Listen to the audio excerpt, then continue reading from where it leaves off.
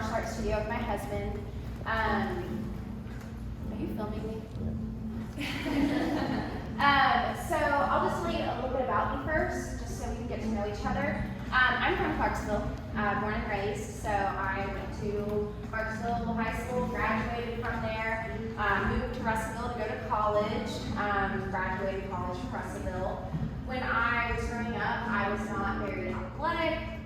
I enjoyed spending my time sitting on my couch, drinking Diet Coke and eating a bag of chips as I watched whatever I watched, and I like to play video games. And when it came to being physical with my body, I just didn't feel like I could. I just felt like, oh, well, they're athletic and I'm not. And nobody had ever told me that necessarily. That was just, I had a self-confidence issue when it came to what I could actually do with my body.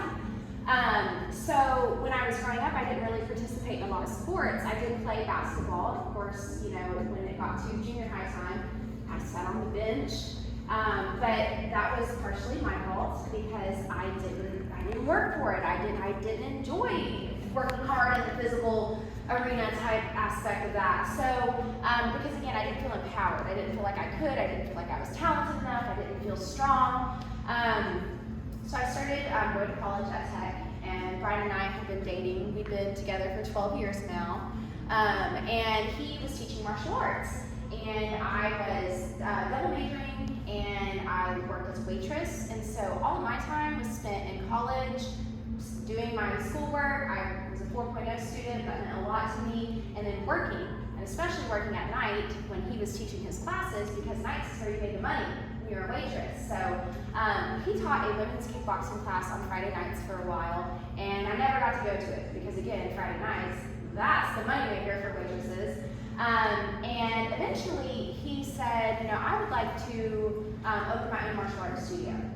So I was like, okay, all right, you should definitely do that. And I was like, how about this? We'll do this martial arts thing, you teach the classes, and I'll do the business side of things, because I'm not obviously a martial artist. And great, wonderful. So we opened up Forza, and that was in 2012. He was teaching the classes, I was at the front desk signing people up. I was like, yeah, this is so awesome, you should totally do it. It's so great, it's so empowering, and it's so awesome. And then I wasn't doing it. And so I was like, how? And it felt wrong too, but I saw it, and I was like, this is awesome, but I didn't do it myself. And it was one time, also being in college, doing other things, having jobs, but a lot of it was my self-confidence. I didn't feel like it was my thing. I didn't feel like any sport was my thing, or any physical activity.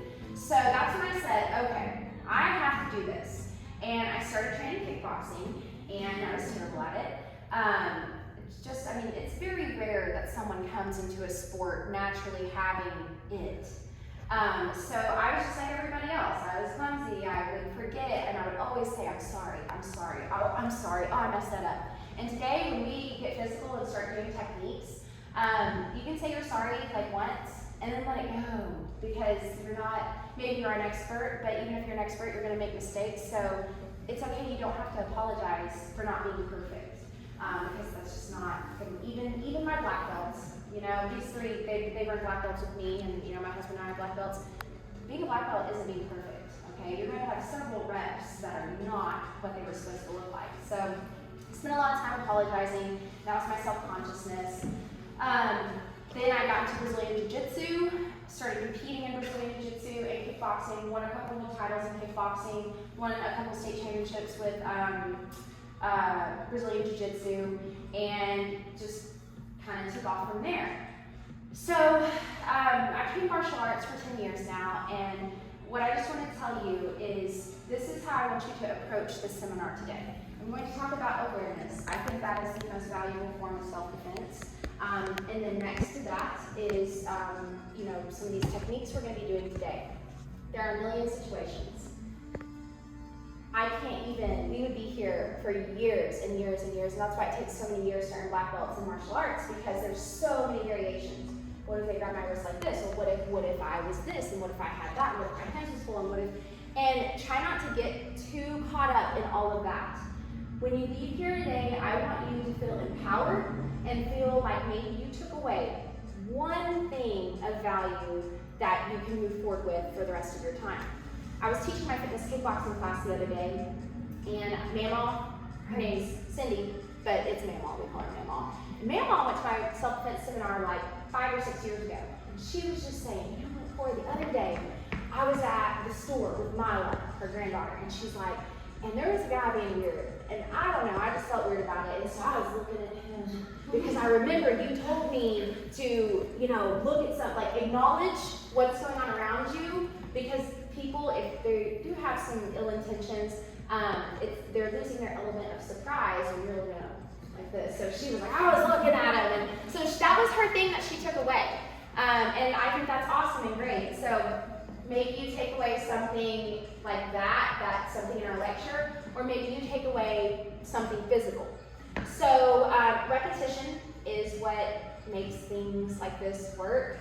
However, I think when you're down into a self-defense moment, your brain's not going to go, step with the left foot, turn the right hip, get your underfoot, push away. No, you just need to fight back, all right? So it doesn't matter what comes out in that moment. You can turn into a crazy person when you go to fight back, and that's great. That's what we want. So kind of going into awareness. So let's talk about, here, I'm going to talk about home, our house. And the reason why I'm going to talk about that is because these were things that when I got my first apartment, nobody ever told me.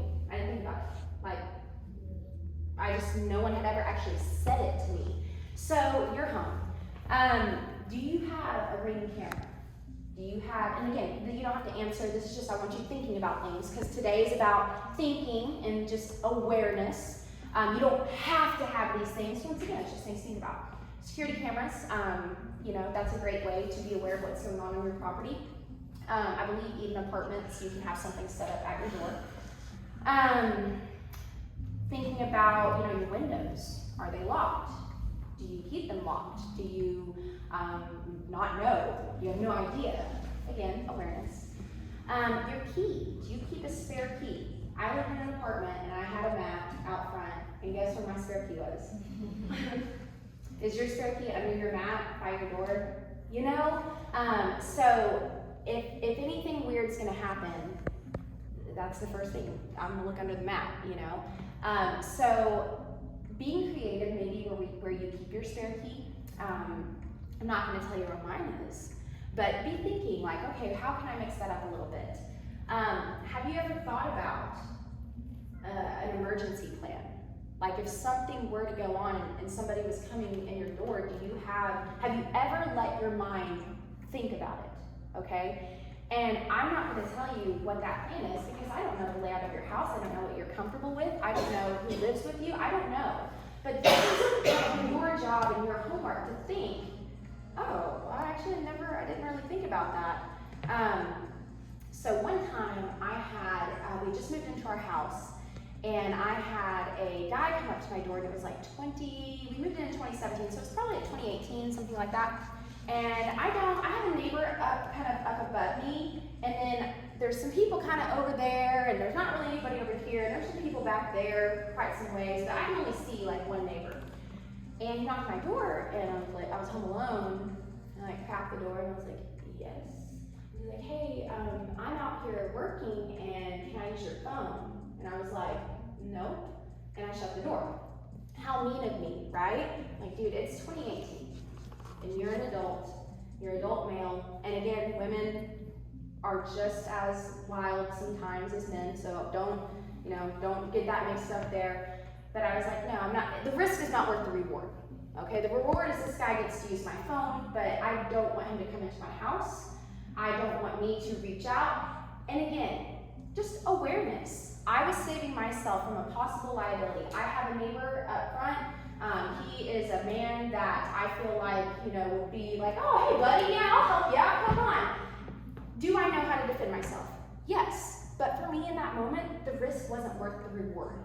And that's okay. It is okay to err on the side of caution. It doesn't make you a mean person, it doesn't make you a bad person, because there are, my mom, my sister love Dateline, and they'll listen to all these stories, and I don't really listen to it much, but we recently went on a trip, and so I was listening to all these stories, and I was like, just a seemingly normal situation that got really weird, and people when people do something that, attack somebody, rape someone, whatever it may be, they're not right in the head, okay? So they're not logical. Logically, I would have handed that man my phone and he would have used it and came back, but also, logically, why don't you have your phone with you? And you have a vehicle that if you need to, you can drive into town or go to your house or do whatever you need to do. And at this moment in time, I did not feel like he needed to use my phone. So I shut the door, locked the door, make sure everything's locked. So that's just a little story of awareness, thinking about things like that. Public places, so parking lots, stores. Recently, I say recently, and then it's like 10 years have passed, but this is a couple of years ago. A friend of mine was in TJ Maxx and somebody was following her. And she, at first, was like, no. And then she realized, no, this person is following me, and it made her super uncomfortable, and she told a store worker. So, if you are in Walmart, in Target, in TJ Maxx, wherever you are, and you're getting a weird vibe, tell a worker, it's okay. They're not gonna escort that person out right then and there, and you'd be like, oh my God, I'm so sorry. And they were like, no, I was just, they're gonna be aware of the situation as well. Now, of course, if they're doing something, they'll escort that person out of the store. But it is better, once again, because if you're going to tell a manager or a worker there, you are helping save someone else potentially too, right? Because if they've already caught on and you're caught on, and you're like, did I see you? Then they may move on to someone else. And then you go about your day and you think back and you're like, I wonder what happened with that dude. So if you're in a public place, tell one of the employees, okay? I know if something was going on in my business, I tell my people, I can't do anything if I don't know, okay? And I want to know. I want to be aware, okay? So, parking lots, this is big. And once again, some of this is common sense, but maybe for one of the individuals here today, maybe your mind just hasn't went there yet. You're like, I haven't thought about that. When you get your groceries, and it's only like 10 bags, like you don't need that cart, so you're like, I'm just gonna put them on and put the cart and then walk into your car, and maybe it's 7:30 and it's now getting into winter and it's dark outside, and now both of your hands are tied up, and maybe you haven't worked a sidekick 100,000 times, right? So like if someone were to approach you, both your hands are tied up, and maybe you're not able to be as effective as you need to be at getting into your car or doing whatever you need to do to relieve yourself of that situation. So being parked in a well-lit spot, that's important. But even with that, when people are not right, drunk or on drugs, the logic goes away. I'm by this light, I'm at my church.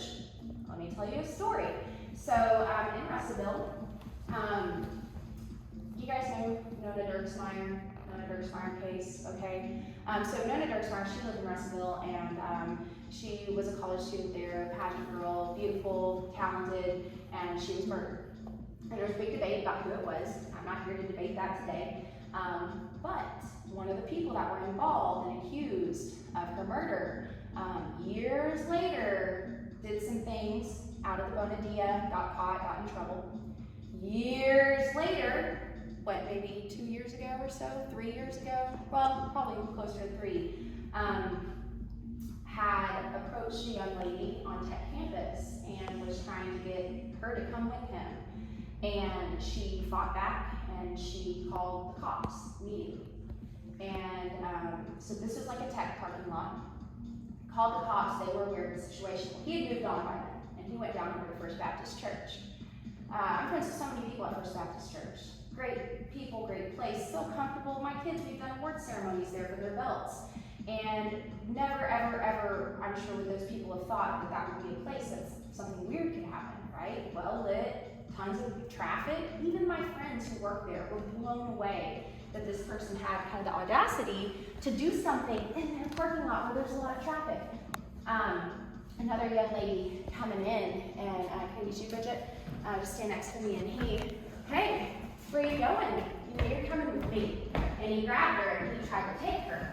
And she fought back, right? So she did her thing and she got away.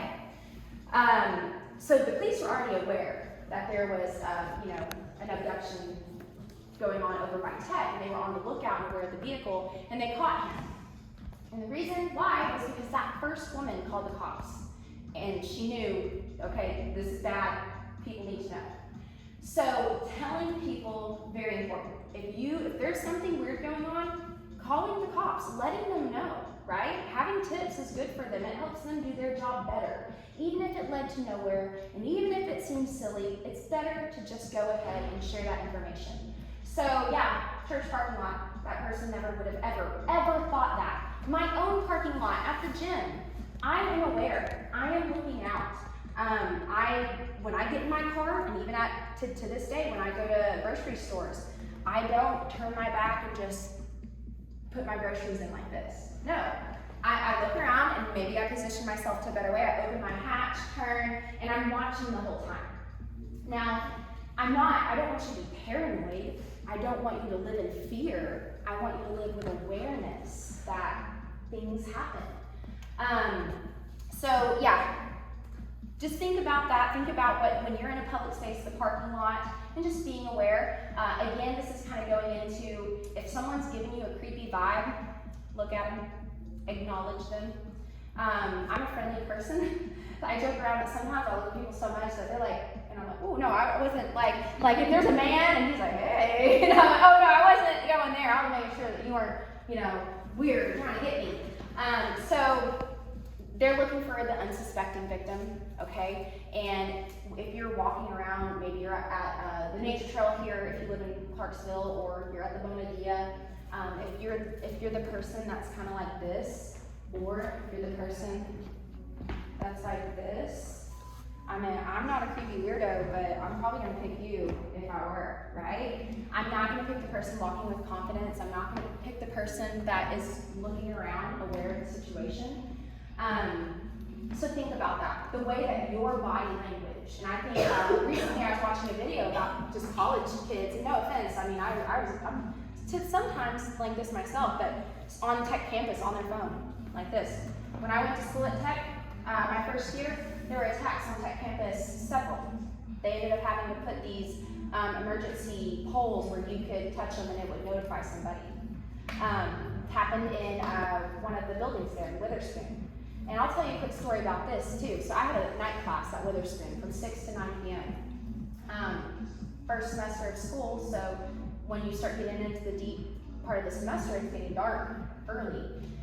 And I had a professor, she's a wonderful lady, really great lady. I can't remember her name, but I saw a post about it and I said, that's her name. She was awesome. And she told us, she said, so I'm not supposed to tell you this, but I'm dismissing class early tonight because there was an attack here this week. A young lady was walking down, and where the stairs came down, there's this big open space behind the stairwell, and somebody came out there. And she said, so we're not supposed to tell the students this because they don't want to raise alarm, right? But there was something going on in this building last night, and I'm going to dismiss class early. And please, just when you walk out tonight, be aware. And I appreciate her so much. Then later, things are still getting weird on Tech campus. And I love Tech. I'm not talking bad. You can't control people, especially when you're dealing with thousands and thousands. I was leaving in class. It was late at night. It was a theater practice, and my instructor said, "Hey, please assist your classmates to their dorms." We had some big guys in a part of that, but we had a very good relationship with. We spent hours and hours together working in these places. We knew these people. Maybe walk these ladies to their dorms, please, or to their cars. And so yeah, like having a buddy, that is important, and I think it's great. And it's unfortunate that we have to think like that, but once again, it's better to be aware.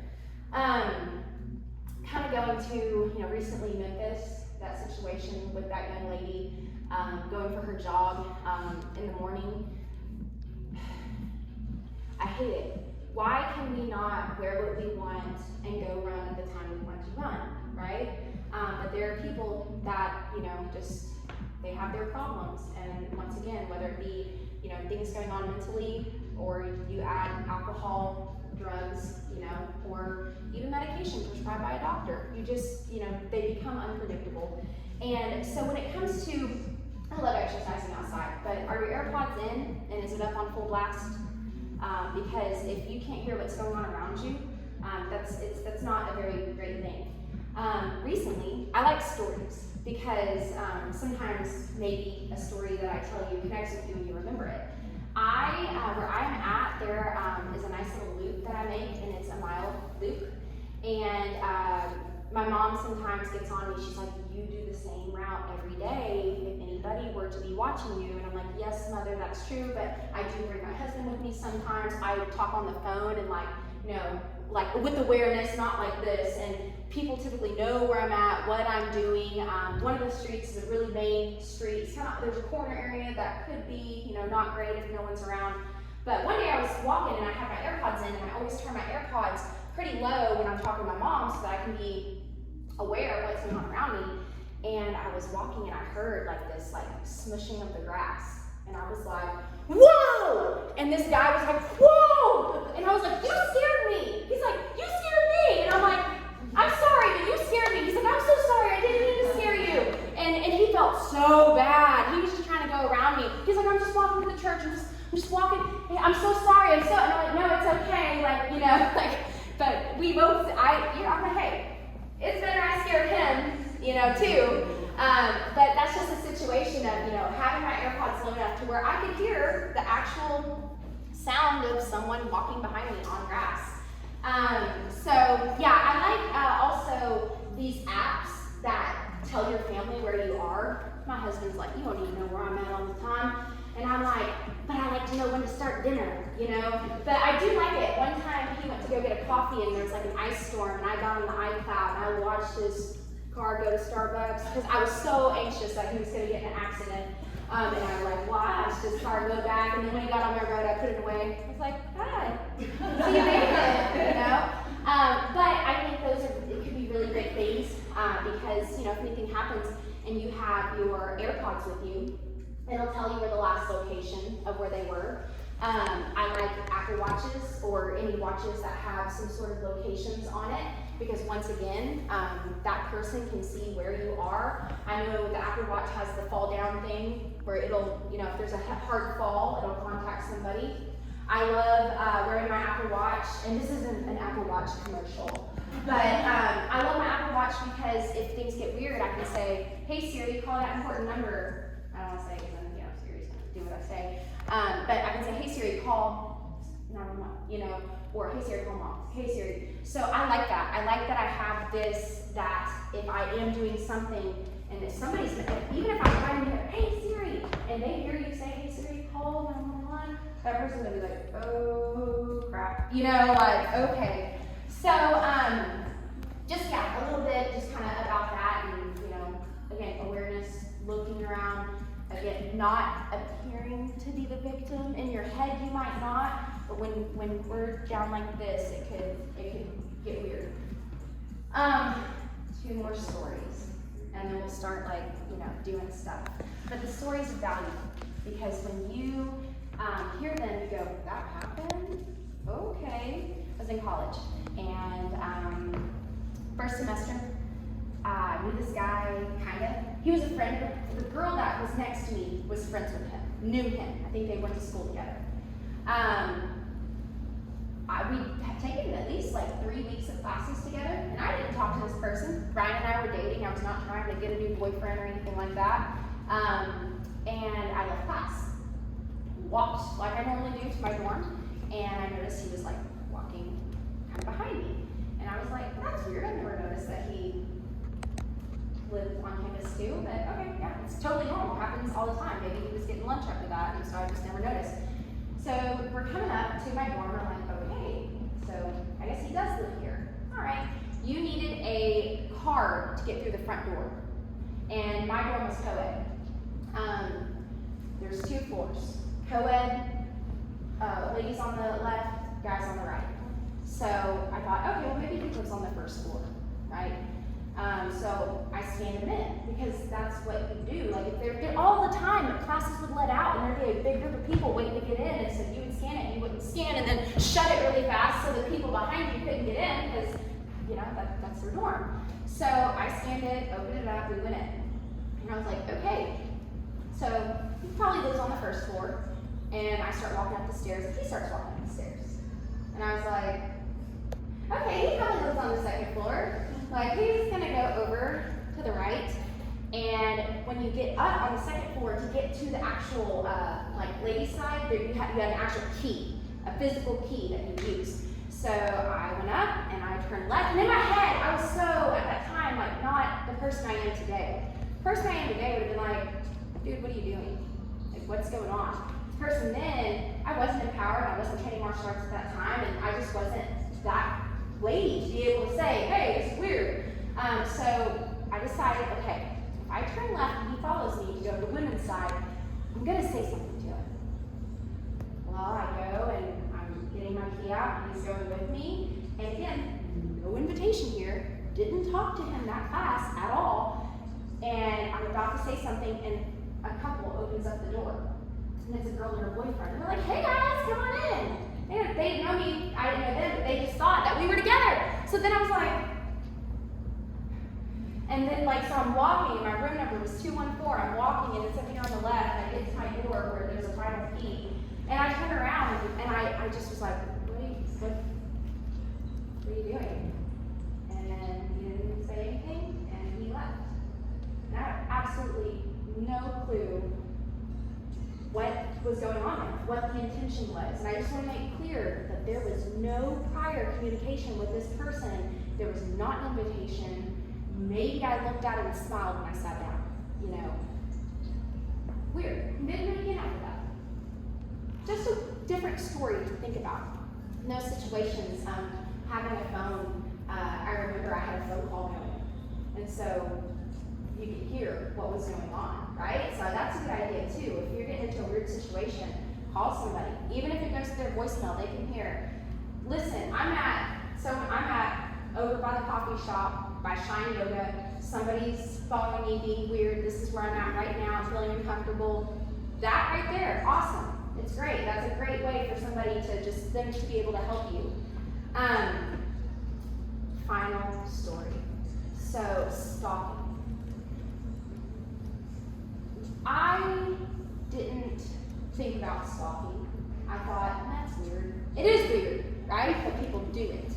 And so just some things to think about. Sometimes we don't recognize that someone is stalking us. We don't recognize that they're following us. They give us gifts. And this is gonna sound weird. It's like, but I'm gonna, again, tell you a story with this. So giving you gifts, showing up unexpectedly to the place that you're at. And young girls in college, when I was in college, I just sort of thought, this is such a coincidence. He was thinking about me and he got me this. And I'm not picking up the signs. So, not knowing this person well, then following you, then giving you gifts, showing up unexpectedly. They know your schedule. Yeah, I know that you have to get coffee on Mondays. So yeah, I was here because I know you get coffee on Mondays. Calling repeatedly, maybe stealing your stuff. There's a stat, and stats, sometimes when I hear stats, I'm like, well, I didn't get called for this stat. So, I wasn't a part of this stat, but they say 1 in 6 women experience stalking, whether or not they know it or not, and 1 in 19 men. Okay, because I don't want to not talk about men, because men get assaulted all the time, too. I had a stalker, and I was at my business, and he lived across the street. And it started with a friendly hi, hello. And then it turned into him knowing when I was going to be at the gym. It turned into him showing up unexpectedly, no reason to be there. He would wait until people left, and then he would walk through the door. He showed up one day, and I was teaching a Brazilian Jiu-Jitsu class. And so I stepped off the mats to help him, because I'm like, maybe, I don't know. So this was actually the second time I met this man. So I said, hey, how can I help you? And he started reciting a poem, or it was like a rap. It was really weird. It was a poem rap. And this is like a man in his 50s, he looks like my dad, and I was like, and then at the end he said, will you marry me? And I was like, and there was a pause. Oh no, I'm married and I'm happy, and my husband and I, so this class, they're drilling him, so I have to get back over there and teach these people. I'm like, no thank you, I have a husband, I'm not interested, okay? I just think you're beautiful, and I just wanted to throw it out there. Thank you. He left. I walked on, and I was shaking, because I'm like, that was weird. And one of my friends, Jeff Woods, he's also a black belt in jiu-jitsu. We got our black belts together. I was like, Woods, I just got proposed to.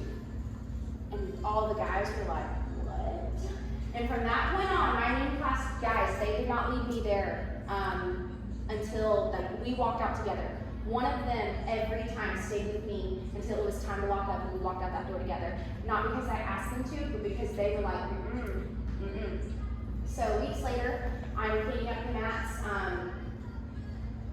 There's two guys drilling over off to the side. He comes in again, and he apologizes to me. He just says, hey, I was thinking about that, and I'm sorry. And I'm like, it's okay, I'm just happily married, and it's okay. Okay, goodbye. He leaves. Didn't get too weird there. 2 days later, I'm sweeping the mats before a seminar. We have a seminar on Saturday morning. I'm the only one there. And I knew like 50 people were about to show up, so I wasn't thinking about it. I had the door unlocked. Because then I got good at locking, as soon as someone was gone, locking the door. I had the door open, we're about to have company. And he walks in to tell me once again how interested in me he is, and how he noticed the other night that I was staying in my car, and he thought that maybe he should come over because maybe I was thinking about him. And that maybe I was thinking that I was waiting for him. And he was like, I thought I should have came over and you were waiting for me. And I said, no, I was texting my husband, asking him what he would like for dinner. I was not waiting for you. And that's when I got stern and strict, because I'm like, you've already apologized to me. And I told him, you've already apologized. You do not need to apologize to me again. You do not need to come over here again. There's nothing, we've said what we need to say, we're done here. I'm not mad at you, but you don't need to come here again. And that's when I contacted police and let them know, gave them the heads up. Hey, this is going on. And I told them the stories, and they were like, yeah, that's not okay. And we are going to go and give him a warning. And I said, thank you. And so they went over there and told him, do not step foot on that property again. If you go over there to apologize to her, she is going to call cops, because that's her instructions. If you go over there to say sorry, she's going to call us. Left me alone for a little bit, received notes in the mail. So eventually we moved our business, and things kind of fizzled out. I did go see the city attorney to talk about pressing charges, and here's the unfortunate part: is this man he is sick. He is sick, and logic doesn't work with people who are sick and mentally struggling. So logically, my brain's like, he's gonna stop. And after I got that letter, I knew I had to go. And when I went, the city attorney, I hadn't gave my story yet. I hadn't told him exactly what had went on. And he started reading to me. Okay, so he came over and he told me he proposed to you, and he did and then he had a letter in your mailbox, and I'm like, yes. And he's like, yeah, we have 2 accounts of him doing that with 2 other women. And I was like it was and actually I physically read the writing, and I was like, this is exactly the same. Exactly the same. One of them was a 16-year-old girl. And so yeah, it's unfortunate, and I had to make sure that I had to do what I needed to do to stay safe. And I told all my workers there, to stay safe as well, and things to do, and walk out with other people and whatnot. But that's just a situation that I never ever thought in my life I would be stopped. I don't think I'm that interesting, but to some people, they will latch on, and that's exactly what the cops were saying. Is he latched on to you? And also, there was a picture of me in my sports bra with a belt, my championship belt, on the door. My husband's like, this is a great picture, we're gonna put it on the door. And he was looking at that picture every day going, yeah, didn't think about that. And when my police friend mentioned that, I was like, that's disgusting. Okay, I was on that building, several pictures. Recently, we got a new mailbox, and our old mailbox had Wilson on it. We took that off. For your home, you just need to have your numbers for emergency personnel to come get you. And that is important. You need to look at your house. That's something I left off. Make sure that there are numbers there that people can get to you quickly. So they don't need to know your last name, all right? So we decided to take that off, because owning a business and coming across a lot of people, I do get people attached to me sometimes. I think it's the red hair. Because when me and my mom go out together, we attract them. It's crazy. It's weird. But anyway, so that's it for the lecture. everything I said, I just feel like it's so important. It's so important. And again, just hearing those stories to know that it's a possibility and weird things happen. And next time something you're getting a weird vibe and you're like, well, I don't know where Cora was staying and that guy followed her to her dorm. Yeah, I'm gonna, address the situation. So let's do this. We're gonna get physical now. But first, let's all stand up.